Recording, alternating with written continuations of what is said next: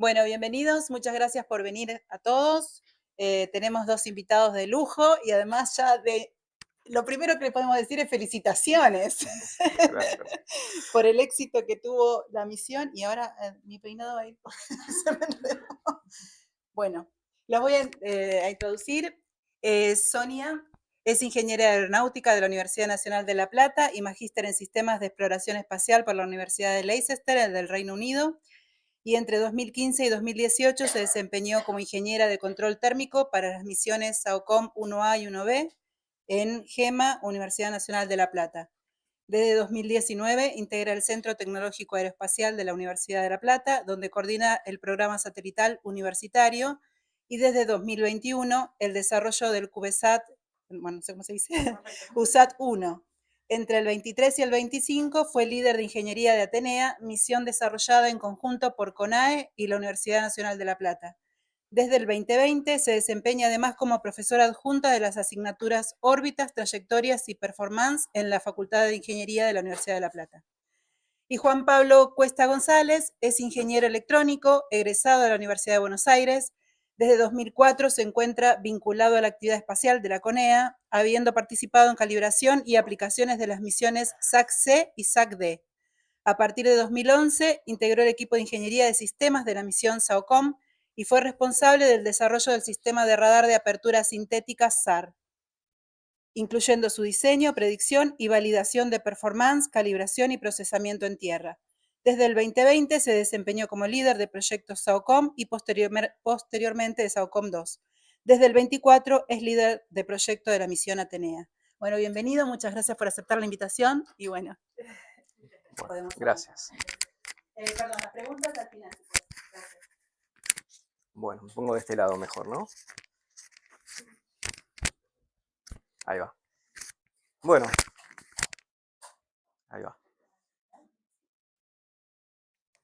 Gracias por venir, por el interés. Ya creo que la mayoría acá, bueno, todos, ¿no? Deben saber de Atenea, que fue parte de la misión Artemis 2 de la NASA. Ahí pusimos, bueno, esta foto, ¿no?, bastante impactante del lanzamiento de Artemis 2, que fue hace muy poquito. Imagino que todos los que están acá lo estuvieron siguiendo. NASA transmitió mucho de todo lo que iba pasando. Y bueno, ahí estuvimos con CONAE y particularmente la Universidad de La Plata trabajando, y con varios más, ¿no? Pero hay un grupo núcleo que formamos para, para nada, dar vida a lo que fue Atenea. Así que, si pasamos, esto es nuestra presentación, ya la dijeron, así que podemos avanzar una más. Bien. Les cuento cómo nace todo esto. Viene empujado de alguna manera por Estados Unidos, que lo que propone es esto que está ahí de los Artemis Accords o Acuerdos Artemisa en español, que es una serie de principios básicamente de la exploración ultraterrestre que nada, sienta bases, buenas prácticas, digamos, para lo que es la exploración y la explotación también, ¿no?, de lo que son planetas, lunas y demás.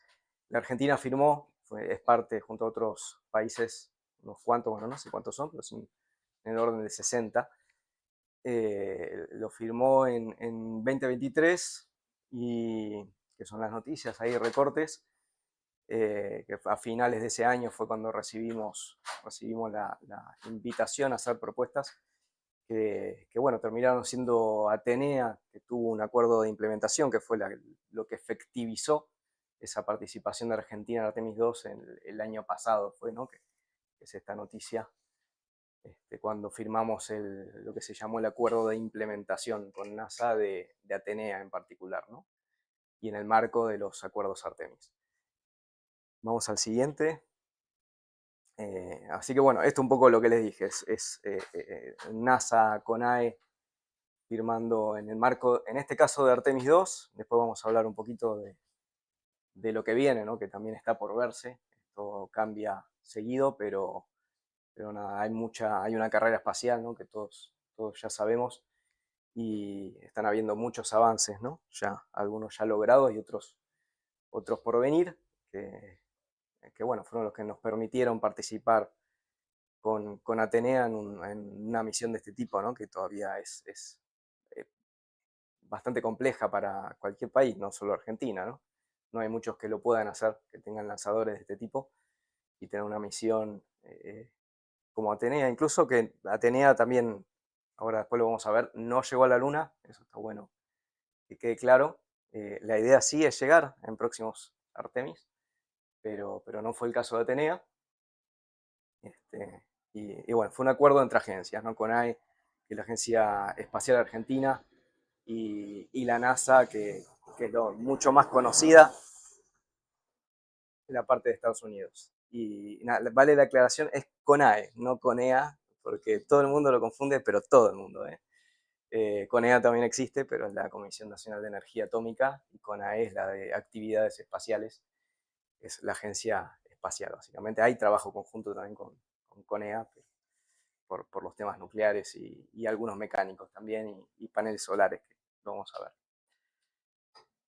Siguiente, la descripción, ¿no? De lo que fue Artemis, ya la habrán visto, ¿no? Pero nada, básicamente fue el lanzamiento, ahí lo ven arriba, no tengo el palito, pero ni por... Ahí, Osoña me ayuda, ahí está.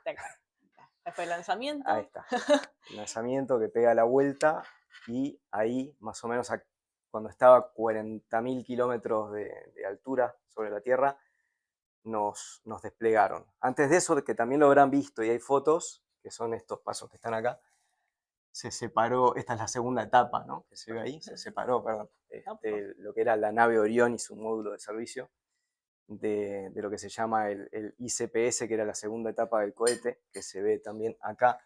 Estuvieron haciendo maniobras de acople, que eso es estuvieron probando básicamente la respuesta, qué tan maniobrable era la nave, porque es lo que se viene en las próximas misiones de Artemis. La idea es esta misma nave acoplarla a otras naves que son comerciales, de empresas privadas, que ahí las que están compitiendo fuerte son la de Elon Musk, SpaceX, y la de Jeff Bezos, Blue Origin. Y bueno, ahora estuvieron practicando con esta nave, que esta es de Lockheed, si no me equivoco. Sí, Lockheed. La maniobrabilidad para poder acoplarse a futuro con esas otras naves que son las que van a alunizar. El Artemis 3, bien, de paso lo cuento, si lo vieron hasta hace poco, la idea era alunizar con el Artemis 3, con una nave que era de SpaceX, con una Starship adaptada. Finalmente, nada, eso cambió. Ahora Artemis 3 va a ser algo en órbita terrestre, no va a ir a la Luna, y van a probar los acoples. Acá estuvieron probando maniobrabilidad, y en la Artemis 3 van a probar el acople de esta nave Orión con las que lleguen, ¿no? La idea ahí ya ahora están un poco más, quizás cabeza a cabeza, lo que es la Starship y la Blue Moon de Jeff Bezos. Van a probar ahí la que funcione mejor, va a ser la que termine volando y alunizando en la Luna. Y, perdón, no, quédate un poquito más. Pero bueno, les estaba contando esas maniobras que las hicieron acá. Después nos desplegaron a más o menos 40.000 kilómetros de altura. Pero hago un comentario.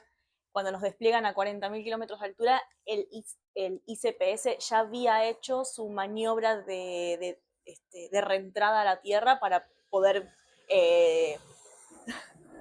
no, debe ser de todos los días. Ya había hecho su maniobra de reingreso a la atmósfera terrestre para ser descartado. Entonces nosotros quedamos en esa misma órbita, y los otros 3 CubeSats que viajaban con nosotros tenían propulsión para salir de esa órbita de reingreso y por ende poder durar más tiempo en el espacio. Nosotros lo aceptamos, vamos a hablar seguramente eso más adelante, pero aceptamos esa trayectoria de reingreso, y por eso es que la misión duró 20 horas. Pero bueno, a eso me estoy adelantando un poquito. Quería hacer el comentario de que ya habíamos hecho el... Exactamente, sí, o sea, esa segunda etapa que nos desplegó a nosotros, que desplegó primero el avión, practicaron maniobrabilidad, Tal cual. Después hizo una maniobra, una propulsión para caer en el Pacífico y después nos desplegó a nosotros y a todos los demás CubeSat que estaban, ¿no? Que éramos 4 en total. Para mantenerse en órbita había que tener una propulsión bastante fuerte. Un ratito vamos a hablar de eso. Que nosotros no la teníamos. Bueno, y básicamente eso. Fue a las 5 horas y media más o menos del despegue que nos desplegaron. Y acá algunas imágenes, bueno, eso ya lo habrán visto, ¿no? Pero vuelo tripulado, eso es lo que marca, ¿no? La importancia y la relevancia de eso, que también marcó muchos desafíos en lo que fue Atenea, ¿no? Que ahí fue un distintivo con respecto a misiones anteriores, donde aprendimos también mucho con NASA para poder volar, ¿no? En misiones que llevan gente, ¿no? Donde ahora los estándares de seguridad son muy altos, ya no es como era en Apolo, que era algo bastante más agresivo y riesgoso. Lo que ahora se trabaja muchísimo, ¿no? En la seguridad de la tripulación. Así que ahora sí, así que pasa a la siguiente. Objetivos de misión. Y también cómo nace esto, ¿no? Un poco las dos cosas juntas. Todo inició con una carta, ¿no? De NASA a proponer ideas, propuestas de misión que puedan volar en CubeSats en Artemis 2. Ahí también en los medios se dice que hubo concurso, no hubo concurso, no sabemos cuántos participaron, esa es la realidad. Sí, suponemos, bueno, habrán invitado a varios países, a muchos de los firmantes de los acuerdos Artemis, pero nada, y lo importante era que ellos estaban esperando recibir propuestas. Nosotros, para armar esa propuesta, básicamente lo que hicimos fue convocar a actores, a todos los actores, en realidad hablamos con todos públicos y privados, para tener ideas de misiones que puedan ser interesantes, aceptables por NASA, en línea con lo que son los acuerdos Artemisa. Y ahí fue, bueno, donde aparecieron todos estos socios, ¿no? De la Universidad Nacional, esta Sonia, que fue la principal, pero también la Universidad de San Martín, que aportó el Labosat, uno de las cargas útiles, que tiene también varios subcomponentes, la CENEA, la FIUBA de la UBA, el IAR y BENG, estos fueron los principales. Hablamos con muchos más. Acá lo que terminó acotando quiénes terminaron quedando, y ojalá muchos más, sin duda muchos más, van a participar en las próximas misiones que podemos hacer en este marco. Acá la limitante era que habían 5 meses básicamente para entregar el satélite cuando NASA nos pidió la propuesta. Eso implicaba que no habían tiempos de desarrollo, teníamos que ir con productos ya o construidos o con un diseño maduro. Ahí es donde aparece la Universidad de La Plata, que tenía el USAT-1, que también es un CubeSat, era más chiquito que Atenea, pero ya tenía varios componentes que decimos esto lo podemos aprovechar. Y bueno, la WOSAT de la Universidad de San Martín, que también ya había volado varias veces y ahora tenía una nueva generación con más placas, más componentes, más compleja, que para ellos también estaba bueno hacerla volar. Y bueno, de todo eso que estuvimos hablando surgieron, con todos los actores, surgieron los objetivos que están resumidos ahí, pero que tienen que ver, ¿no? Primero, lo de impulsar el desarrollo tecnológico en lo que hace a tecnología espacial en Argentina. Eso básicamente es parte del rol de la CONAE, es parte del rol de todas las agencias espaciales de los países, es lo que hacen, buscan generar competitividad en lo que son los productos y servicios de su país, en lo que hace a la industria espacial, ¿no? Así que ese fue el primero, que siempre está y siempre estuvo en CONAE y en todas las agencias de todo el mundo, ¿no? Todos los países desarrollados y los que están en vías de desarrollo también, la mayoría tienen. El segundo, contribuir el fortalecimiento de la cooperación internacional, que también es algo básico en lo que son las agencias espaciales. Todos saben de cooperaciones, ¿no? Que parecían imposibles entre Estados Unidos, Rusia en su momento, ¿no? Después de la Guerra Fría. Y siempre lo que fue la actividad espacial y las agencias espaciales fueron herramientas de política exterior de los gobiernos. Así que, sin más lejos también, CONAE en su momento dependía de Cancillería, ¿no? Hoy en día de jefatura de gabinete, pero fue en algún momento dependiente de Cancillería por esa misma razón.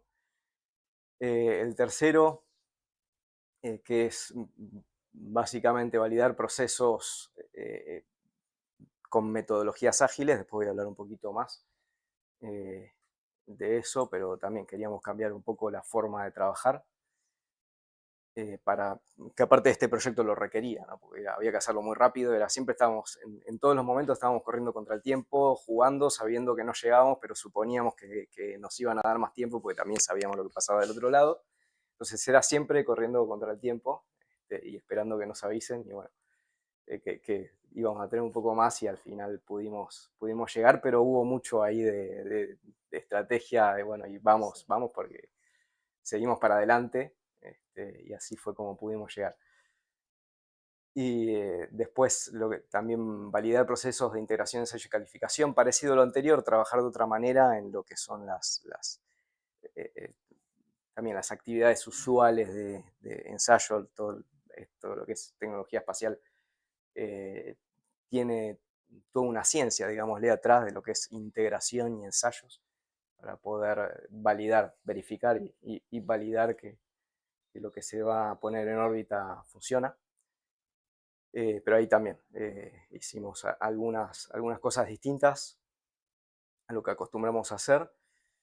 Después analizar, bueno, los últimos que son más de ciencia de alguna manera, fue el tema de tratar de usar receptores GNSS, A1, por fuera del uso normal. Esto fue una idea, en realidad la trabajamos después con el equipo de CENIT de La Plata, pero la propuesta fue de INVAP, de Reyoso, una persona muy importante, lo que es guiado navegación espacial en Argentina, que él estaba trabajando en INVAP, ahora falleció lamentablemente, pero él propuso la idea de tratar de usar el GPS, básicamente también por sus experiencias con el ARSAT, para ayudar, simplificar y bajar riesgos de lo que es la transferencia a órbitas geoestacionarias, donde los satélites están por arriba de lo que es la constelación GPS, que está pensada para resolver el posicionamiento por debajo, ¿no? Está diseñada para eso. Los satélites esos están a 20.000 kilómetros de altura, los de GPS, Galileo y demás. Y ARSAT, por ejemplo, los geoestacionarios están a 36.000, están por encima de eso, y ahí hay cierta complejidad para llevarlos a esa posición. No es que no se pueda hacer normalmente, ¿no? Pero esto es una idea que simplifica esa operación. Y bueno, Tenea, que arrancó a 40.000, llegó a 72.000 kilómetros de altura, ¿no? Entonces la idea era tratar de ver si podíamos hacer ciertas pruebas con lo que teníamos para ver si podíamos llegar a recibir señal que después pudiésemos transformar en una solución de posición y velocidad. Después también estaba la caracterización de dosis de radiación, que fue también propuesta original de la FIUBA, gente de la FIUBA con unos dosímetros que ellos tenían caracterizados, unos transistores sensibles a la radiación, que ahí también nos propusieron sumar a la UNSAM, que era quien podía poner toda la infraestructura, y que agregó también más dosímetros que quedaron. Uno quedó de la FIUBA, que quedó adentro del satélite, y los otros afuera, para poder entender cómo funcionaba el blindaje de Atenea. Después también buscamos subir un fotomultiplicador de silicio de la UNSAM, también para aumentar el TRL, básicamente probarlo, para censar fotones, que se quedó puesto en el lado que sabíamos que iba a ser oscuro del satélite, un lado que tenía los paneles solares, o la mayor cantidad de celdas solares miraba al sol, y el otro quedaba en oscuridad. Ahí era donde pusimos ese instrumento. Y bueno, otro también fundamental, no tanto de ciencia, más tecnológico, que fue el de validar el enlace de comunicaciones a estas alturas, que nunca lo habíamos hecho, ¿no? Con satélites argentinos. Y ahí también rehusamos una versión del sistema de comunicaciones del satélite universitario de La Plata modificado, ¿no? tuvo algunas modificaciones. Y bueno, esos fueron los objetivos a grandes rasgos. Así que podemos avanzar. Te paso porque acá me vas a necesitar para Dale. apuntar. Bueno, acá sobre el tema organización híbrida. Esto tiene que ver con el objetivo que les contaba, que era trabajar, organizarnos de otra manera, con metodologías ágiles. Acá aparecen, quizás no lo conozcan, esto es muy de la industria espacial, pero algunas cosas sí. Esto no es más que una WBS, donde hay paquetes de trabajo, es una estructura jerárquica que se usa en proyectos tradicionales, no solo del espacio, ¿no? PMI en todos lados. Pero bueno, en lo que es proyectos espaciales, esto es lo que históricamente usa NASA, la ESA, JAXA, todas las agencias espaciales grandes usan eso. Bueno, con colores también, para como informativo, puse quién hacía cada uno de esos paquetes de trabajo, está indicado ahí. Y esto también, ¿no? Que es todo esto hacia lo tradicional, donde aparecen proyectos que son en cascada, con distintas fases, ¿no? Que van evolucionando, que tienen que ver con, nada, primero la definición del proyecto, después la viabilidad, después el diseño preliminar, que son todas las cosas, diseño de detalle, calificación, aceptación, y después lo que es puesta en marcha y utilización nominal, y todo eso se hace con estas veces, y los miran, si a alguno les interesa puede mirar, esto están los estándares, lo buscan, ya sea de NASA, hay handbooks y estándares, y también de la ESA que se llaman SSS, lo pueden ver, o sea que es algo bastante lineal, en cascada, donde muchas veces uno no arranca a fabricar si no tiene asegurado el diseño congelado por análisis y por todas las vías posibles. Bueno, eso lo rompimos un poco, que es lo actual. Y incluso esto si lo ven, no solo es así lineal a nivel proyecto, sino que baja. Acá pone WS Level, no se ve, pero 1 a N, y tiene que ver con los niveles estos, ¿no? De más arriba o más abajo en la jerarquía.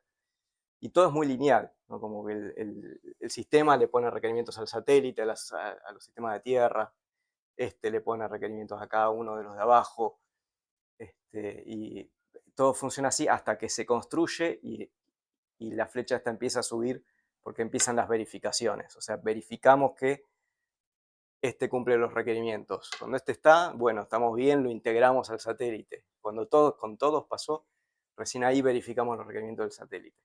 Esa es la linealidad que representa este modelo. Y bueno, nosotros en cierta medida en esto, eso lleva tiempo también, ¿no? No es ni malo ni bueno, es lo tradicional, lleva tiempo, es confiable, funcionó muy bien en muchos lugares y lo sigue haciendo, pero nosotros acá teníamos que avanzar de otra manera, más rápido, y bueno, la idea fue básicamente dinamitemos esa idea y vayamos por metodologías ágiles, pero fuimos por un híbrido, ¿no? Pero lo que hicimos fue no dejar de tener esto, de hecho, SWS que ahí ven existe, es una versión simplificada de la real. Lo que sí rompimos por ahí más fue esto no, lo hicimos bastante más flexible, y lo que hicimos fue trabajar con los grupos núcleo, que era de CONAI y UNLP, generar esto y buscando trabajar con esa metodología que se llama Scrum a escala. Scrum la deben conocer todos, con sprints, o sea, equipos que trabajaban en sprints de una semana. Eso también lo que nos permitía era tomar decisiones, repriorizar. A cada rato estábamos repriorizando las cosas que estábamos haciendo, todas las semanas. Nos juntábamos y bueno, habían equipos, ¿no? Los principales de ingeniería de CONAE, de La Plata, del CENIT, que son los chicos de electrónica, del CTA, que es donde trabaja Sonia, más mecánico y materiales, todo lo que es segmento de tierra, y PMO, que sería la parte de gestión, ¿no? La Project Management Office viene de ahí. Y el Scrum de Scrums, ¿no? En el medio, que es básicamente uno de cada, normalmente el dueño de los productos, ¿no? de estos equipos, también estaba acá, y acá era donde repriorizábamos y definíamos tareas a nivel proyecto completo, cada uno se las llevaba, no sin problemas, no sin imperfecciones, esto estuvo lejos de ser perfecto, pero bueno, mundo real, ¿no? Lamentablemente la perfección no existe. Y bueno, mucha importancia también a lo que es esto, ¿no? Que son principios también ágiles, que es individuos, interacciones sobre procesos y herramientas sin descuidar eso, ¿no? Porque no es que no sean importantes, pero particularmente productos funcionando sobre documentación extensiva, más en los jóvenes, que este fue un proyecto con mucha gente joven, también no es para que sea una excusa, ¿no? No documentar, porque es muy importante documentar, pero sí para avanzar rápido hacía falta, vamos al producto funcionando, o sea, todo lo que podemos, y tal cual, no esperamos a tener requerimientos para construir, juntemos, veamos qué anda, no anda uno, llévatelo, después vuelve, lo volvemos a integrar. Ese fue el mecanismo, que es más ágil, pero que también hay que tratarlo con cuidado mucho en esta industria, ¿no? Que yo le digo la confianza y la ignorancia, que te puede llevar al fracaso muy fácilmente. Gente que no sabe, por eso hay que tener también mucho cuidado con esto. Gente que no sabe puede sentirse muy segura de lo que está haciendo porque no sabe lo que tiene que hacer. Simplemente lo desconoce y ante lo desconocido piensa que es fácil, y eso puede llevar al fracaso. Le pasa a muchas startups y los puede llevar muy fácilmente. Bueno, eso se arregla con la experiencia, básicamente, que es lo que dan los años. Así que siguiente. Y acá te paso a vos. Bueno, hasta acá, bueno, Juan Pablo estuvo explicando un poco cómo fue la organización de todo esto, pero es verdad que, bueno, además de toda la organización, teníamos a NASA atrás. Y acá tuvimos un proyecto que tuvo dos aristas, ¿no? Por un lado, esto es un CubeSat, no sé si todo el mundo conoce lo que es un CubeSat, pero muy brevemente les comento, el CubeSat es un estándar para fabricar pequeños satélites que básicamente define un satélite por unidades, y cada unidad mide aproximadamente 10 por 10 por 10 centímetros. El nuestro tenía 12 unidades, así que medía aproximadamente 20 por 20 por 30 centímetros, es un poquito más, pero para hacerlo sencillo. Y estos estándares suelen ser bastante limitantes en lo que tiene que ver con volumen y masa, porque bueno, el volumen está predefinido y la masa también está limitada a lo que te permite el lanzador llevar con ese volumen. Esto afecta principalmente a la estructura de los paneles solares, pero en nuestro caso, esto ya era un problema conocido. Esto ya era un problema que ya sabíamos que cómo resolverlo, no nos aportó demasiadas complejidades adicionales más allá de estar seguros de que cumplimos el estándar CubeSat. Y de hecho, si ven a Atenea, es un satélite que está bastante vacío. Nos sobró espacio, podríamos haber puesto más cosas si es que hubiéramos querido, el tiempo no lo permitió. Pesó 13 kilos, pesó 15. 13 kilos, Sí. 260. Impecable, específico. Pesó 13 kilos, podría haber pesado hasta 21, si no me equivoco, 22, nos permitía NASA. Así que esto no fue un problema. ¿Dónde estuvo lo complejo de toda esta misión? En que esta era una misión tripulada de NASA. Ahí nos incorporaron requerimientos que no existen en un CubeSat común y corriente, uno de estos que se lanza con SpaceX, que se lanzan con China, con India, con quien sea. No existen estos estándares que tuvimos que seguir nosotros. Entonces nos impactó directamente en lo que se llama Safety and Mission Assurance, que es el aseguramiento de seguridad y misión, específicamente porque teníamos que asegurarnos de que los 4 astronautas que estaban justo arriba nuestro, nosotros viajamos en el anillo que sostenía a la cápsula Orion, corrígeme si me equivoco, estábamos justo abajo de ellos. Y esto hizo que tuviéramos que seguir estándares de seguridad que son incluso mayores a los que sigue un satélite tradicional en algunos casos. Específicamente quería resaltar dos, hubo un montonazo de requerimientos, pero dos que fueron muy importantes, que son las operaciones y los estándares de validación y verificación que tuvimos que seguir para asegurarnos de que el satélite cumplía con todos los requerimientos. En cuanto a operaciones, lo más importante fueron la secuencia de emisión y las emisiones RF. A nosotros nos prohibieron terminantemente que este satélite estuviera prendido durante el lanzamiento. Es decir, teníamos que asegurarnos de que el satélite estuviera 100% apagado durante el lanzamiento y hasta las 5 horas que nos desplegaban. Y después tenían que pasar a unos 10-15 segundos, ¿eran hasta poder emitir? Nos pedían 15 segundos. 15 segundos para empezar a emitir señales después de haber sido desplegados. Suena quizás un poco sencillo, no es realmente complejo hacerlo, lo que es complejo es demostrarlo. Es demostrar que vas a permanecer apagado, que no vas a tener nada prendido, que efectivamente no te vas a encender antes de ese tiempo estipulado. Y eso nos llevó a tener un gran requerimiento en lo que tiene que ver con separation switches, que son unos switches, ¿no? Unos interruptores que nos permiten estar apagados hasta tanto nos separemos del dispensador que nos llevaba, la cajita que nos llevaba. Y nos llevó a tener medidas de seguridad eléctricas y funcionales mucho más allá de lo que quizás tendría un CubeSat común. Por ejemplo, tolerancia al fallo en todos lados, con la función, o sea, con la computadora de bordo también asegurar que todo esto no se prenda, que no emita. Bueno, hay bastante laburo atrás para asegurar que todo esto se cumple y que NASA está contenta con lo que estamos demostrando. Y después, por otro lado, teníamos la verificación y la validación, que fue lo último que se hizo en el satélite antes de entregarlo, al menos a nivel satélite. Antes de eso ya se habían hecho un montón de pruebas, ya lo vamos a mostrar. Y específicamente acá yo resalto la validación mecánica, térmica, de radiofrecuencia, pero también hubo otras. Estas validaciones y verificaciones, quiero resaltar estas en particular que no suelen existir para CubeSats comunes, para pequeños satélites comunes, que son el control de fractura, el fracture control, que es literalmente asegurar que durante el lanzamiento nada en tu satélite que sea crítico se va a fracturar. ¿Sí? Fractura es un tipo de falla que se suele dar bajo carga repetitiva. ¿Sí?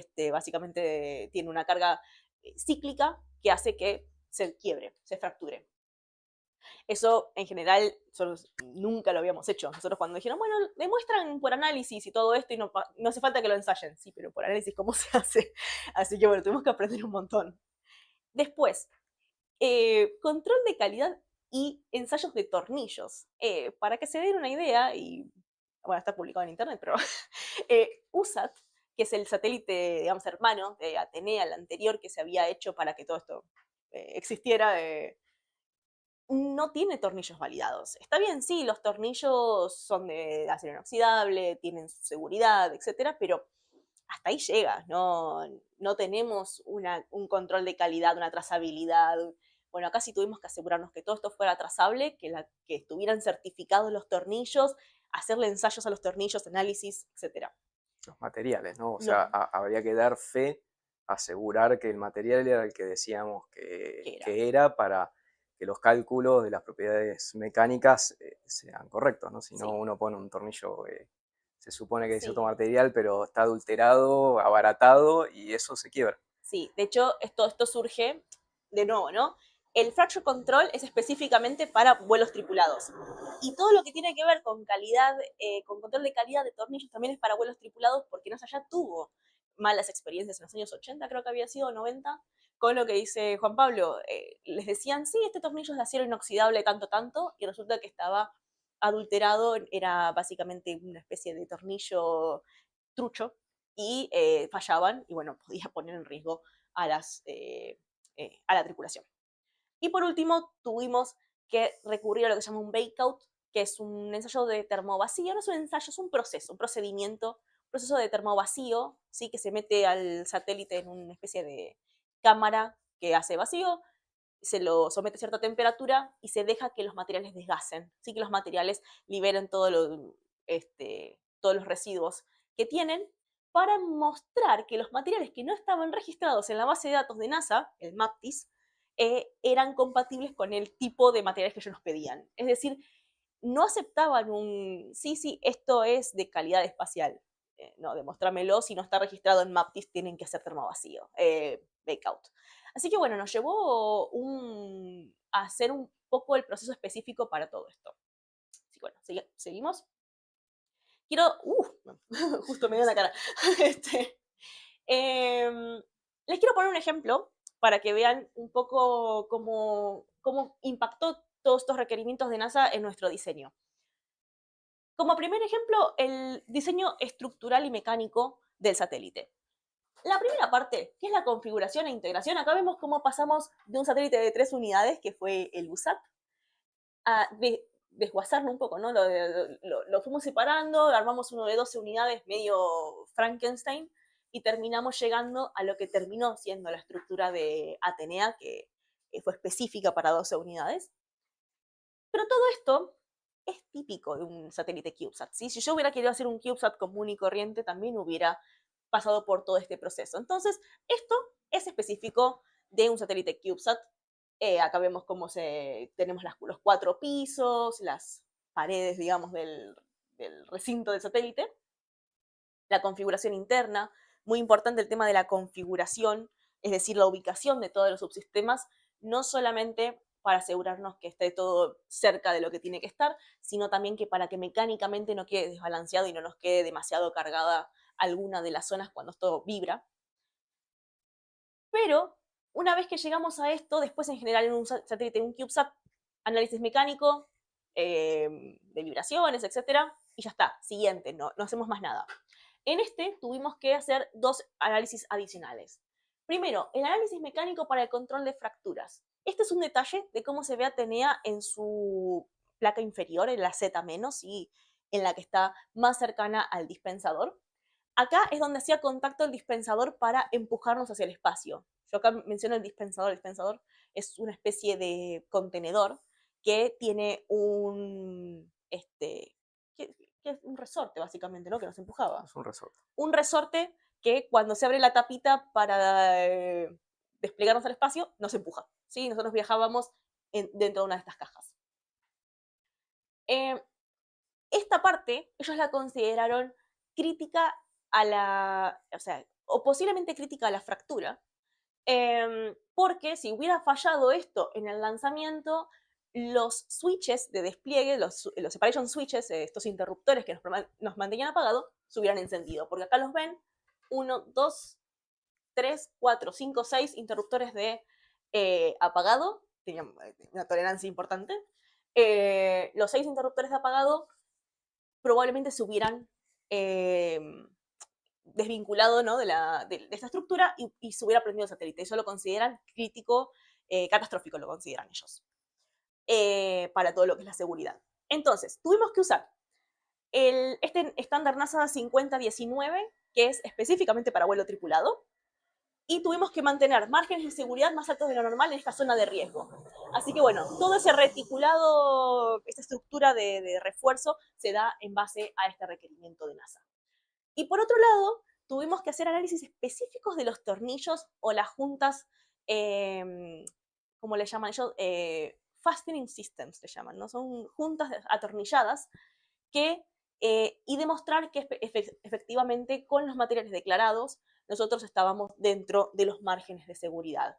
Acá no solamente hicimos el análisis, sino también control de calidad y trazabilidad según el estándar 5020 y el estándar 8739.14. De nuevo, todo para tripulado. Esto no existe en un satélite común y corriente.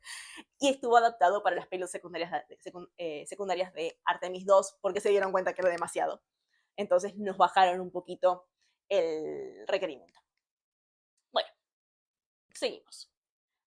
Y acá un poquito más resumido, porque bueno, ya venimos hablando. Para la electrónica pasó algo parecido, ¿no? Para la electrónica de vuelo, específicamente para las comunicaciones, tuvimos que hacer modificaciones para esta órbita de gran altura que nos llevó o trayectoria de gran altura, mejor dicho, que nos llevó a una distancia máxima de más de 70.000 kilómetros. No es habitual, así que bueno, tuvimos que hacer modificaciones. Y como estábamos a más de 70.000 kilómetros de altura, no podíamos usar las bases terrenas de radioaficionados que sí pensábamos usar para USAT. Tuvimos que cambiar las frecuencias usadas, ¿no? La frecuencia central de radioaficionados a frecuencias licenciadas, que son las que usa CONAE en sus estaciones terrenas y para poder usar esas estaciones de mayor alcance. Además, también tuvimos que hacer toda una verificación, por supuesto para el ambiente de lanzamiento específico, pero también para tener en cuenta que esto era una misión tripulada de espacio profundo o, bueno, prácticamente interplanetaria. Así que las vibraciones fueron específicas, tuvimos que hacer ensayos de termovacío, compatibilidad electromagnética y aportar más medidas de seguridad que las que ya teníamos anteriormente. ¿Te lo paso rápido? Seguimos. Y después todo esto que yo estoy mencionando, ¿no? El diseño, los criterios que tuvimos que adoptar, etcétera, estuvieron muy regidos, eh, muy encaminados por lo que NASA nos pedía en las revisiones de seguridad. Nosotros, acá corregime Juan Pablo si por ahí estoy un poco exagerada, pero más que revisiones de diseño tuvimos revisiones de seguridad. Cada vez que teníamos una revisión con NASA, teníamos que demostrarles que nuestro diseño cumplía con sus medidas de seguridad y era suficiente para lo que ellos pedían. Entonces, no solamente nos importaba que, está bien, sí, transmitir a 70.000 kilómetros o que la computadora de a bordo efectivamente se prendiera, sino también que lo hiciera de una forma segura. Así que bueno, nuestra primera revisión de seguridad fue en abril del 2024. Fue asociada al diseño preliminar, todo esto estaba ya diseñado, pero de forma preliminar, como dice el título. Y fue una revisión donde definimos los peligros y controles de la misión. Acá es donde salen estos hazard reports, son reportes de riesgos, sí, de hazards, peligros, que teníamos en la misión. Fíjense que hay algunos que están salteados y tenemos 8 o 9 que ya no están, el 3 tampoco, es porque se definieron riesgos que después nos dimos cuenta que no hacía falta tenerlos, así que los eliminamos. Pero, bueno, algunos ejemplos, ¿no? La activación prematura de esto era un riesgo. Después el fallo en la estructura primaria, fugas o roturas de la batería, a ver, alguno más, una colisión tras el despliegue, ¿sí? Que cuando se desplegara volviera a colisionar con la cápsula Orion. Bueno, todo esto son riesgos, no significa que vayan a pasar, pero sí son cosas que uno tiene que tener en cuenta para mitigar en el diseño. Esta la pasamos exitosamente en julio del 24, porque imagínense, esto es un día que nos juntamos con NASA por videollamada. Entregamos toda la documentación y hay un proceso de evaluación de la documentación donde NASA nos hace comentarios, volvemos, ida y vuelta, responderles, etcétera, hasta que NASA queda satisfecha y nos dice, ok, perfecto, pasaron la revisión de seguridad. En julio de 2024 la pasamos, en septiembre de 2024, fíjense los plazos, fines de julio, principios de septiembre, acá tenemos un mes y piquito entre una y la otra. Vamos a la revisión de seguridad 2. Esta fase 2 fue ya asociada al diseño de detalle y de definición de las verificaciones, qué ensayos o demostraciones o inspecciones, etcétera, íbamos a hacer sobre el satélite para asegurarnos de que todo esto fuera compliant, ¿sí? Que cumpliera con los requerimientos. Esta se cerró a fines de diciembre de 2024 y ahí ya empezamos con lo que fue la fabricación en sí. Bueno, hubo ahí un par de cambios posteriores, pero bueno, cosas que pasan en estos tipos de satélites que nunca nada se termina de cerrar hasta que no está construido e integrado, básicamente. Pero bueno, ahí ya se empezó a fabricar y en septiembre del 25, poquitos días antes de que tuviéramos que estar en Cabo Cañaveral entregándolo, se hizo la revisión de seguridad 3. No sé, en realidad no se hizo la revisión, se empezó la revisión de seguridad. Acá Juan Pablo después lo va a poder contar mucho mejor cuando vean toda la secuencia. A medida que se iban haciendo los ensayos, se le iban mandando resultados a NASA, porque acá teníamos un plazo límite para entregar el satélite que era finales de septiembre de 2025. Entonces, en estos días, entre que se arrancó y se entregó el satélite, se le iba entregando a NASA documentación. Así que bueno, esta revisión de seguridad 3 estuvo asociada a los ensayos y la calificación y también proveer evidencia de la verificación, proveer que efectivamente todo lo que dijimos que se iba a cumplir se cumple. Y se cerró posterior a haber entregado el satélite en diciembre del 25. Por supuesto, si NASA nos permitió hacer esto es porque confiaban en que efectivamente íbamos a cumplir todo, sino esto fue un poco una apuesta de parte de ellos, de decir, todo lo que venimos mostrando tiene sentido, así que vamos a aceptarlo. Así que bueno, un poco la estructura en todo esto fue, ¿no? Acá identificábamos los peligros, con los peligros identificábamos controles para mitigar esos peligros y demostrábamos con verificación cómo implementábamos esos controles. Y todo eso es lo que mostrábamos en estas revisiones de diseño. Así que bueno, teníamos la 1, la 2 y la 3. No sé si Juan Pablo quieres agregar algo más. Sí, esto nada, también parece nada, pero esto fue mucho trabajo, todos los peligros había que iterarlos con ellos. En estas revisiones teníamos, no sé si llegaban a 100, pero eran muchas decenas de especialistas de NASA en cada tema. Ellos tienen carreras de una especialidad muy fuerte, mucha profundidad. Lo llaman subject matter experts, los expertos de la materia. Entonces nos los ponían ahí, ellos eran los que nos revisaban. Y nada, las videoconferencias era ahí, defenderlo. Eh, eh, por suerte salió todo muy bien, pero bueno, ahí aparecieron cosas como lo que contábamos al principio, lo de la propulsión. En el marco de esto de la seguridad, hubieron ciertos expertos donde, nada, por ejemplo, también primero ponían en duda el material del tanque de combustible, que era Inconel, que es una impresión 3D metálica, y eso, después eso lo terminaron aceptando, pero después vieron un tema de válvulas y que no les gustó, y hablamos con el proveedor, no podíamos. Ellos siempre todo lo que piden en este tipo de misiones, que también es anormal en cualquier otro tipo de mediciones, es la tolerancia a múltiples fallas. Siempre acá en los peligros lo que había que buscar era, y siempre, y de hecho en todos esos había varios controles, varios peligros y distintas causas para ese peligro. Era como el efecto mariposa, todo terminaba matando a los astronautas, siempre.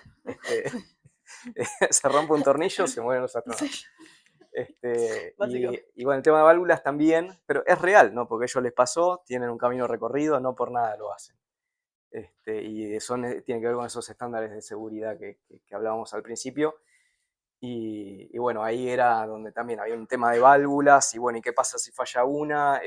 No tenés otra, ¿y qué pasa en la atmósfera de ese anillo que está abajo de los astronautas? ¿Y qué pasa si otro satélite u otro componente electrónico falla y vos generaste una atmósfera inflamable?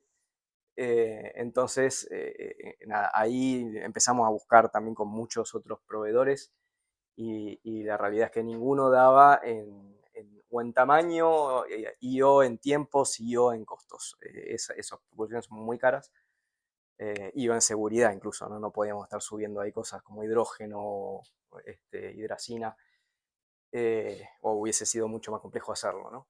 Que nos lo dejen hacer.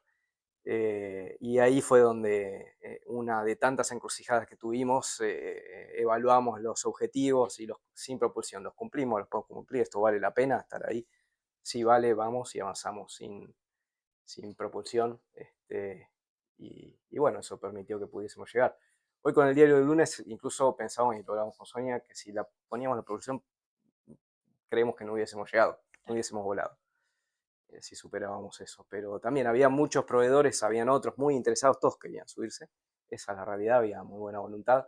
Incluso uno muy importante no llegaba con los tiempos, pero estaba dispuesto a darnos los componentes y enseñarnos cómo integrar eso, lo cual hubiese sido un aprendizaje súper valioso, pero bueno, tampoco daban incluso los tiempos con eso, porque todos estábamos siempre corriendo, y bueno, ahí de esas decisiones hubieron unas cuantas, obviamente no las vamos a repasar todas acá, pero nada, fue difícil, uno lo cuenta de todo parece lindo y fácil, pero no fue tan, fue difícil, fue un desafío, y mucho trabajo en equipo, y mucho eso también de la metodología ágil, todos pueden hablar con todos, que por ahí en la tradicional no pasa, hasta a veces yo he visto proyectos donde prohíben en esas burbujas que aparecen en el árbol que uno hable con otro. Bueno, acá era lo contrario, habla con quien tengas que hacer y resolver lo que tenés en tu equipo de la manera que vos puedas. Si tenés un problema, un stopper, bueno, ahí sí, levanta la mano y lo resolvemos, pero bueno, de eso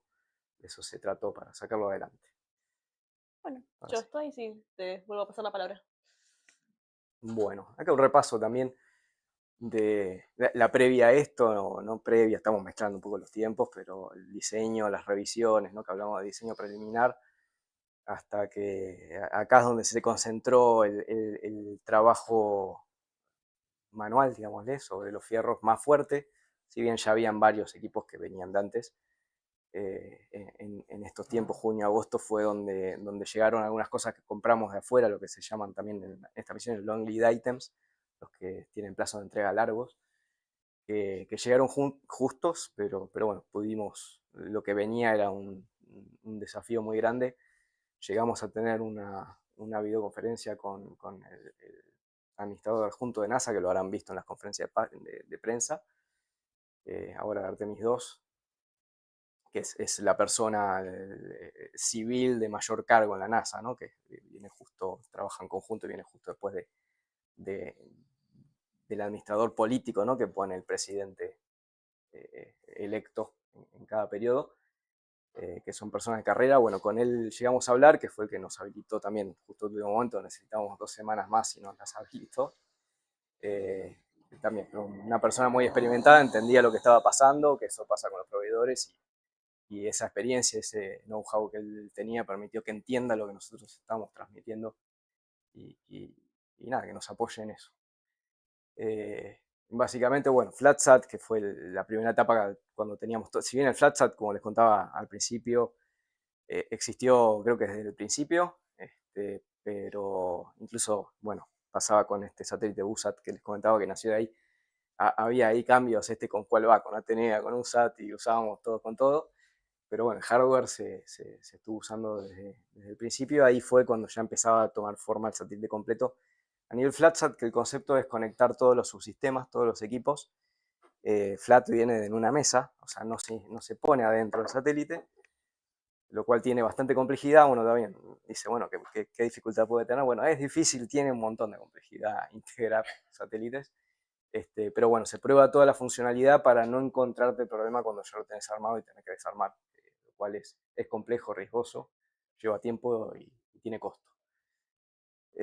Después vino la integración, rapidísima también, del 1 al 22 de septiembre, ahí nos ayudaron, ahí aportaron todos, ¿no? Llamamos a gente experimentada que nos ayudó de todos lados. Ben nos puso a los mejores en lo que es workmanship, ¿no? Mano de obra, que también gente muy particular. Ellos normalmente no son son técnicos, sí, pero no siempre son, nunca diría, no son doctores ni nada. Podría decir que hasta uno podría buscar artesanos para hacer esas cosas, porque es lo que se necesita, tener una mano calibrada más que otra cosa, y manejar muy bien manualidades en espacios reducidos.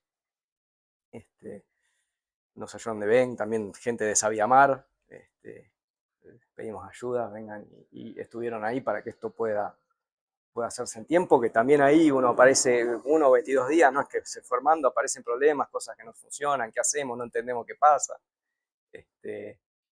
Sin ir más lejos, con los switches también de encendido tuvimos problemas, encontramos el problema gracias a que le pudimos hacer rayos X y ver qué estaba pasando adentro. Pero todo eso pasó en 20 días muy rápido, muchísimas cosas. Y nada, dentro de lo que es el armado se van haciendo ensayos funcionales para ver a medida que se arma, todo sigue funcionando como se espera. Y después al final se pasan a las ambientales, que son, bueno, acá no se ve, pero esto es un shaker, una mesa donde se vibra. Básicamente se le emula el ambiente de lanzamiento cuando está en el cohete. Y de esos ahí son los ensayos ambientales, ¿no? Pero otros importantes, el de termovacío, que también habló Sonia. Se pone una cámara a temperaturas muy altas, muy bajas, y se lo hace andar para ver que esté todo bien. Y también se busca el desgaste de cualquier material que haya podido tener componentes volátiles que sigan quedando ahí, que eso es muy importante también. NASA lo exigía por un tema, ¿no? Que esto puede tener materiales adentro que si tienen volátiles que salgan en el lanzamiento o poco después, ya en órbita, eso siempre el peligro es que después se condense depositado arriba de algún sensor, por ejemplo del Orión, de algún sensor de navegación, y de vuelta. Entonces eso, que aparezca un volátil, mata a los astronautas porque los deja sin navegación. Entonces eso, solo un cable que pueda haber adentro puede matar a los astronautas porque desgasa y les invalida algún sensor, pero de todo siempre había que verlo con esa mirada. Y bueno, y después también los ensayos dentro de los ambientales, los de compatibilidad electromagnética, ¿no? Tener al satélite como víctima o como victimario, y como víctima que lo transforma en victimario también, ¿no? Porque lo que puede pasar es que algún nivel de radiación, incluso del Orión o de los otros satélites, nos encienda algún transistor adentro que está atrás de una antena, que le induzcan una tensión en el gate que transmita algo que a su vez con el satélite apagado, enciende otra cosa en otro lado o genera alguna ignición. Bueno, todo eso siempre había que dar una mirada muy catastrófica para asegurar la seguridad, ¿no? Siempre buscando eso y bueno, entonces si eso puede pasar, qué control puedo poner, cómo lo verifico y cómo voy a asegurar que eso no va a pasar. Siempre eso todo hubo que explicarlo y escribirlo, ¿no? Así que bien, siguiente. Y acá ya más, todo más llevadero, ¿no? Más rápido. Ahí fue la etapa, ¿no? Cuando, de hecho, esa foto que está ahí arriba a la izquierda es cuando cerramos. La última vez que lo vimos a Atenea, la caja que está afuera es el dispenser, que lo empuja en el espacio. Y después que lo instalaron, esto tuvo que ver también con lo que el administrador de NASA nos admitió que lo instalaron después. Ahí lo instalaron en esto, que es un anillo que se ve, bueno, acá. Esto es en el edificio, es el BAB, que lo deben conocer, uno muy conocido de NASA, es enorme, siempre sale en todos lados. Y bueno, cerca de arriba de todo estaba ese anillo, arriba de este anillo, arriba de esto iba enganchado el módulo de servicio y la nave Orión. Estaban los astronautas. Acá una foto del equipo que estuvimos allá, en el edificio de la NASA donde hicimos la integración al cohete, ¿no? Al dispensador. La siguiente. Esto también informativo, un poco Sonia lo dijo, volamos con... Bueno, perdón, primero tamaño también está bueno, es un programa que salió publicado. Nada, el cohete es grande, ¿no? Acá está, esto es el monumento a la bandera, que no se ve lejos, el obelisco. Es uno de los más grandes que hay. Y acá se ve ese anillo que les mostraba recién en la foto, es el anillo que está abajo de la nave. Atenea ahí, en la posición número 1, los 4 CubeSat que viajaron, que son o promocionados o hechos por las agencias de distintos países, CONAE de Argentina, la Agencia Espacial Coreana, la de Arabia Saudita y la de Alemania. De todos estos, los que funcionaron fueron en órbita, fueron Atenea y el de Arabia Saudita. Estos dos fallaron, pero a su vez estos dos también por comunicación informal, en definitiva, los estuvimos ayudando y recibimos algunos datos. De hecho, con la gente de Corea hablé hace un rato, porque nosotros les pudimos capturar datos de su satélite a los dos. Con nuestras antenas se los pasamos y me dijeron que les estaban sirviendo, o sea, el satélite falló, pero los estaba ayudando a entender la causa raíz de esa falla, o por lo menos plantear algunas hipótesis, ¿no? De esa causa raíz. Pero bueno, estos fueron los 4, ya volar era un desafío y que funcione después de volar quedó demostrado que también lo era, ¿no? Y nada, no fue bien, afortunadamente. Bueno, no afortunadamente, ¿no? Hubo mucha gente que sabía hacer las cosas. Siguiente. Esto son los equipos que nosotros estuvimos recibiendo. No llegué, quería poner un mapita, igual ya somos todos argentinos, así que saben de qué lugar estamos hablando, pero tuvimos una estación allá en Tierra del Fuego, que era la más importante, la principal de la misión, porque estar cerca del polo nos permitía ver el satélite por más tiempo hasta perderlo en el horizonte. Después la estación de Córdoba, que es donde hay mayor infraestructura de CONAE, también hay una antena grande, y de hecho ahí también hubo cooperación con Italia. Usamos una antena que si bien están las instalaciones de CONAE, es de Italia, y nos la habilitaron para usarla en esto. Y bueno, y esta también, que se sumó al final la posibilidad de intentar recibir la señal del satélite en el IAR, el Instituto de Radioastronomía, ahí en La Plata, y también lo pudieron recibir ahí, con una antena un poco más chica, pero también funciona, no es esta la antena, es otra más chica, pero también pudieron recibir datos desde ahí. Así que siguiente. Esto también, imágenes, esta que está buenísima, la capturaron desde Suiza, si no me equivoco, un telescopio Si lo buscan está, hay incluso videos, pero esta es la nave Orión, capturaron. Y acá los CubeSat, no sé si los ven, pero hay 3 puntitos chiquitos. Y nada, eso lo capturaron ahí cuando nos estaban desplegando. Falta el cuarto, que todavía no lo habían desplegado en ese momento. Y esto era un poco lo que les mostraba al principio, ¿no? El ICPS, que es la segunda etapa del cohete y Orión, cuando estaba haciendo esas maniobras que les contaba para tratar de probar la maniobrabilidad de esta nave. Y mientras hacían eso, tenían una cámara que la usan para el docking, para el anclaje, ¿no? Que estaba acá, había un target, un blanco de anclaje. Se salió, lo vimos a Atenea que estaba ahí, todavía no desplegado. Pero también, eso fue lindo, lo vimos en vivo, estamos ahí en la estación. Así que siguiente.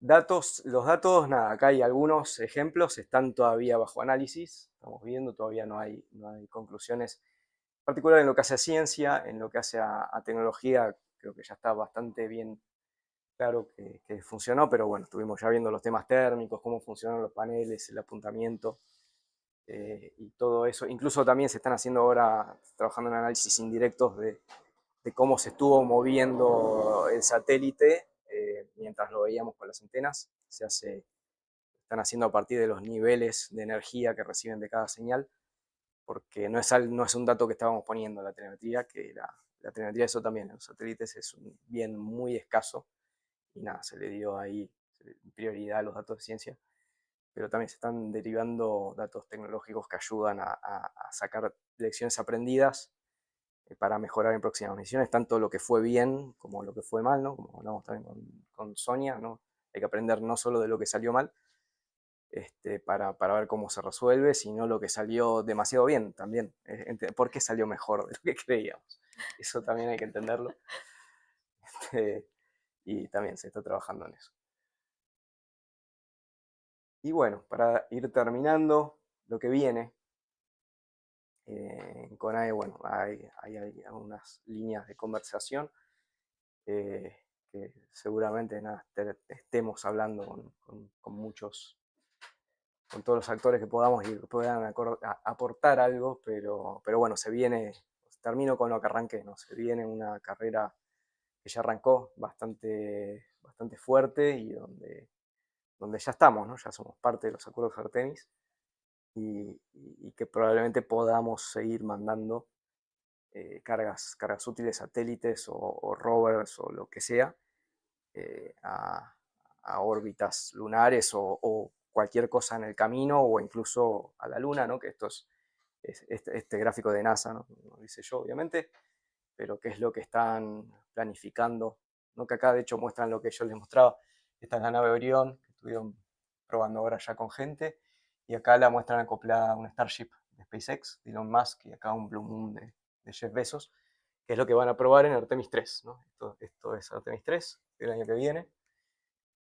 Y después ya, ¿no? 4, 5, 6, como lo marcan, ya la idea es trabajar y buscan socios a todos los países firmantes de los acuerdos Artemis para trabajar juntos buscando interoperabilidad, cooperación para lograr instalarse en la Luna y de ahí seguir, ¿no? Seguir primero a Marte y a donde sea que nos lleve la tecnología que se pueda probar ahí en la Luna. Y muchas gracias al equipo y a ustedes.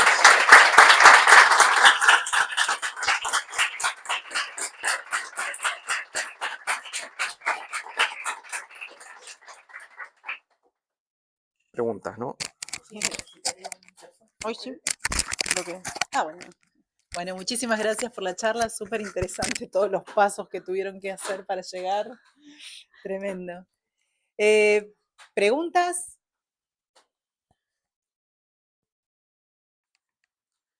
A ver. Que llego. ¿Hay preguntas ahí? No, pero es para que entre, sí, porque hay gente online. Primero, muchas gracias por venir y compartir la charla y felicitaciones también. La pregunta va, pensando en los paneles solares, si había una intención en poner paneles solares sabiendo que la misión iba a ser corta, si había posibilidad de que sea una batería, Bueno, apuntaba a eso, tengo decenas de preguntas, pero voy con eso nada más. Totalmente, ahí también había incertezas, somos varias cosas llegaron a esto. Sin ir más lejos, veníamos previendo un balance negativo de energía, o sea, los paneles no alcanzaban. Bueno, pues terminó pasando que sí. Pero bueno, también tiene mucho que ver con los principios ágiles aplicados en hardware, tener ciertos márgenes, ¿no? Y no hay muy jugado, que son las cosas que te pueden dejar afuera por tiempo, ¿no? Y aparte era algo que podíamos hacer, paneles solares con CNA, ya hay mucho camino recorrido, era claro que los íbamos a poder hacer. De hecho, usamos celdas que eran de SOCOM. De Saucom, sí. Sobraron de SOCOM.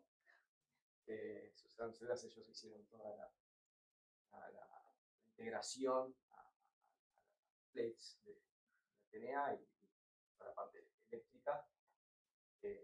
Pero sí. Sí. Ah, Me di cuenta que... Sí. pero sí, no, tal cual. El tema de la batería también fue toda una historia, de hecho no dijimos nada acá, pero fue complicadísima, tuvo un montón de idas y vueltas. También incluso terminamos usando baterías, que las celdas de batería son bastante estándar, pero fueron provistas por NASA de un proveedor, sí, no me acuerdo el nombre ahora, asiático, digamos Samsung, no era Samsung, era otro.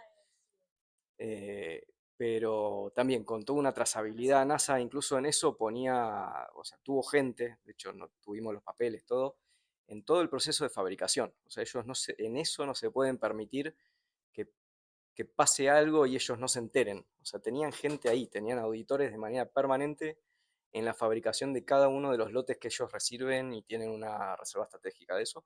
De esa reserva que ellos tienen nos dieron algunas baterías. Y sí, no, originalmente eso no alcanzaba, de hecho también estaba la propulsión, que después la sacamos, pero también tenía un alto consumo. Las ruedas de inercia también teníamos, cuando arrancamos estaban en desarrollo, todavía no había un producto que uno pudiese ir y comprar, pero también el consumo ese previsto era muchísimo más alto. Después cuando llegaron resultó ser que nada, la respuesta también que la vimos, ¿no? Eso se veía más o menos en 13 minutos, le apuntamos al sol como teníamos que apuntarle, y eso antes, no mucho antes, se suponía que iba a ser bastante más tiempo en estabilizarnos.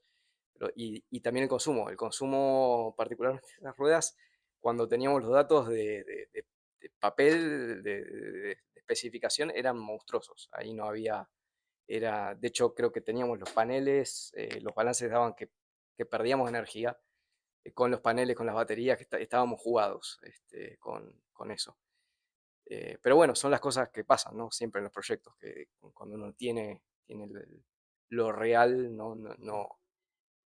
no siempre representa lo que uno espera en los papeles, lo que uno predice, lo que uno calcula. Por eso también la importancia nuestra de la Agile es no vayamos tan linealmente, vamos, probemos, juntemos todo lo que podamos lo antes posible, como dicen, ¿no? Los de SpaceX, que es fallar primero, es fallar lo antes que puedas, junta todo, hacelo, rompelo, y arreglalo, porque si no después se te va a romper igual, pero mucho más adelante y es peor. Pero Genial. Muchas así gracias, fue. Che. ¿Alguna otra pregunta? Ah, perdón.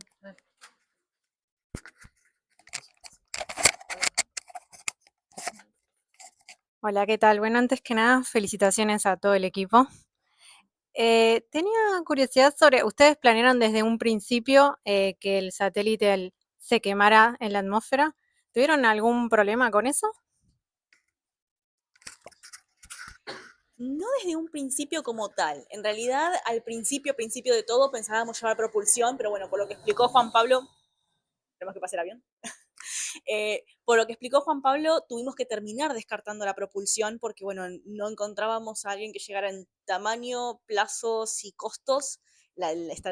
Esta conjunción de parámetros que teníamos que tener sí o sí llegaban en costos y en tiempo y no nos entraba en el satélite. Entonces, bueno, por todas estas medidas de seguridad que pedía NASA, pero sí una vez que definimos que no podíamos tener propulsión, hicimos una reunión con todos los involucrados, decir, a ver, ¿nos sirve esta misión aunque dure 20 horas? La respuesta fue sí, de hecho con el diario del lunes esta fue exitosísima en esas 20 horas. Y no tuvimos mucha resistencia de parte de NASA. NASA fue como, bueno, a ver, si a ustedes les sirve que esto se queme, no hay problema. Medio como que fue así, como... Sí, tal cual, era así porque sabían que era difícil. Era poner un tipo de propulsión que tenía que ser química, además por el tema de la fuerza en poco tiempo que había que hacer. Ellos eran conscientes de eso.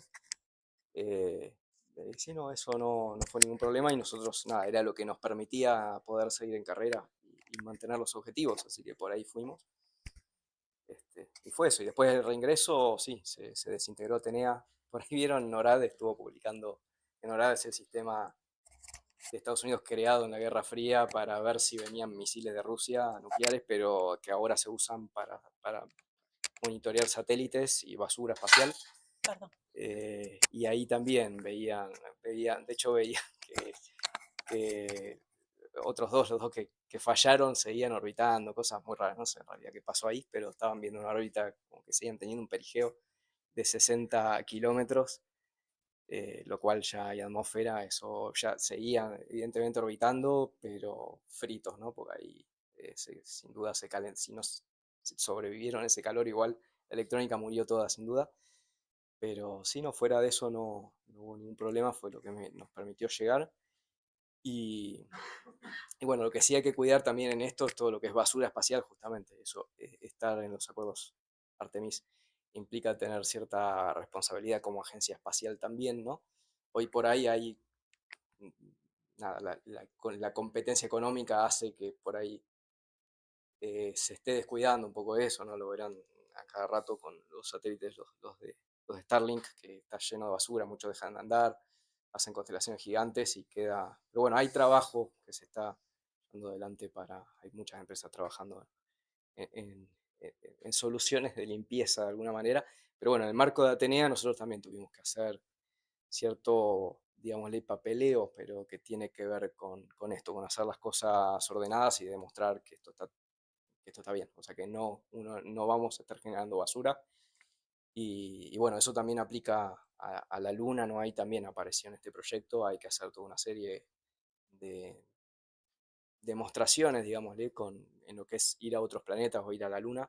La Luna es un poco más fácil, pero ir a otros se hace todavía más complicado. La Luna no la cuidan tanto como otros planetas, pero con nosotros cuidan mucho el tema biológico, hay muchas cosas que uno no contamine, eh, el tema biológico también era un tema, es importante.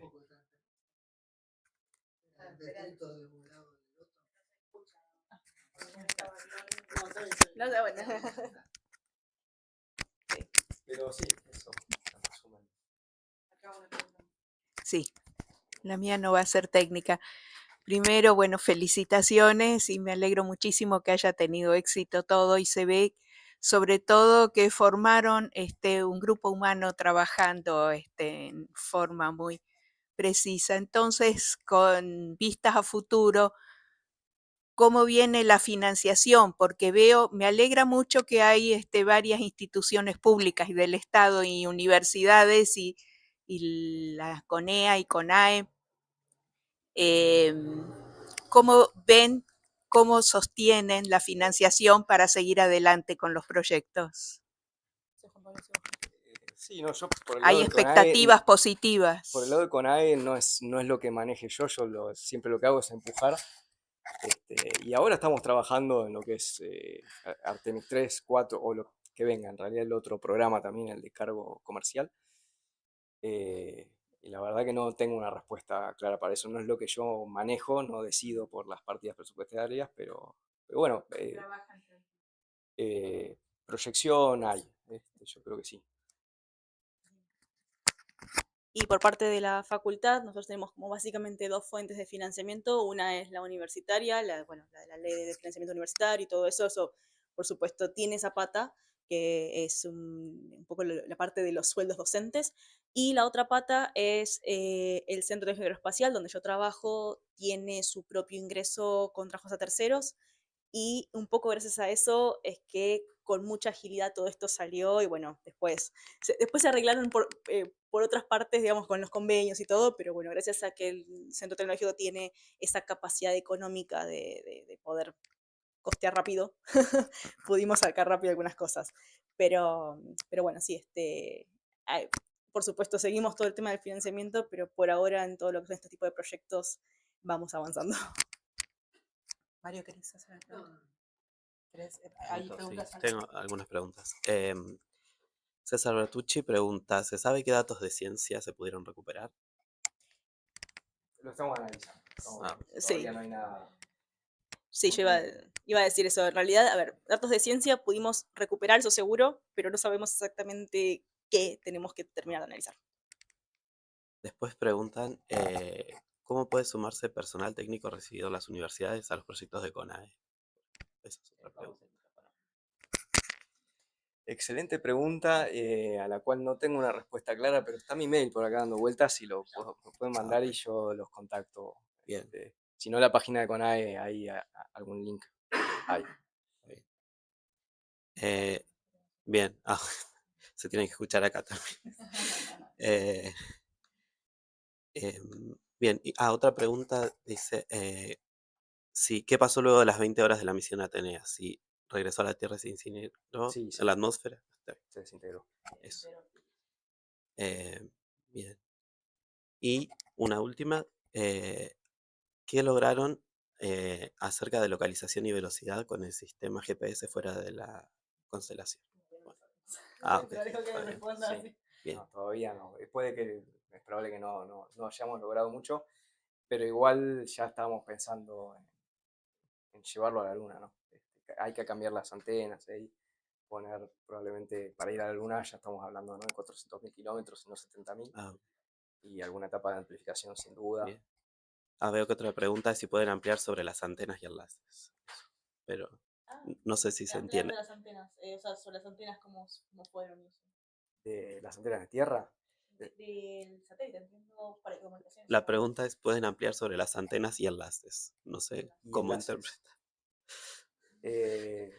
No hay mucho No. que decir, pero... Sí, no, usamos No, banda está bien. S, básicamente lo que usamos fue un patch que diseñaron los chicos de La Plata, que bueno, se veían las fotos, ¿no?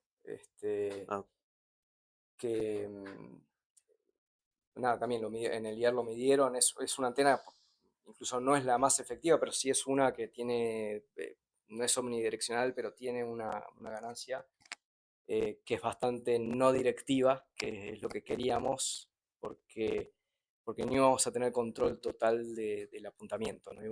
Había muchos datos que eran para nosotros incertezas, no sabíamos en qué época del año nos iban a lanzar, no sabíamos bien de qué lado nos quedaba el Sol, atrás de la Tierra, atrás de la Luna. Había muchas incertezas en eso y lo que buscábamos era poder tener cobertura en todas las direcciones. Y bueno, se usaron este tipo de antenas por eso, que tienen esa ventaja y tienen la desventaja que tienen poca ganancia, entonces la señal llega más débil a la Tierra. Pero bueno, por eso también usamos antenas grandes de 13 metros. Si bien con más chicas, en el diario era de 6, creo, y otras de 7 también lo pudimos recibir con más pérdida, ¿no?, con el bit error rate un poco peor.